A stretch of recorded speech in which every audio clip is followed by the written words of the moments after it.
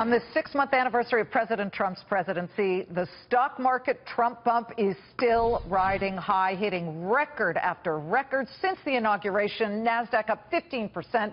Look at the Dow up 9%, S&P up nearly 9%. Hope your portfolio is following along. But how long can this Trump rally road keep going? Joining me now with his take, NewOak Capital President Jim Frischling. What do we line this road with? Which stocks do we line it with so that as we go along, we don't get flat tires in our portfolio?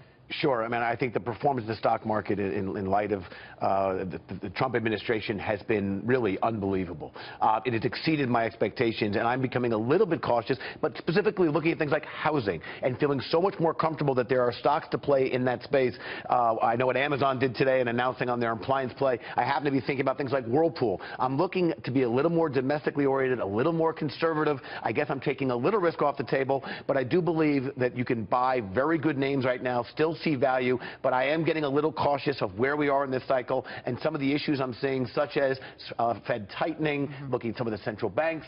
I do believe there's some headwinds that we're going to be facing. But again, that doesn't mean there isn't value to be found. I'm just taking a little risk off the table as I make my selection. I mean, let's not forget, first quarter GDP was embarrassing, 1.4%. So we'll see what second quarter is, but we also have gotten some disappointing data on certain levels. Some good stuff, too, like, you know, housing starts yesterday look really wonderful. And today, first-time jobless claims. But what are the names as we put them up on the screen? JetBlue and Whirlpool. Specifically, you mentioned Whirlpool. Why?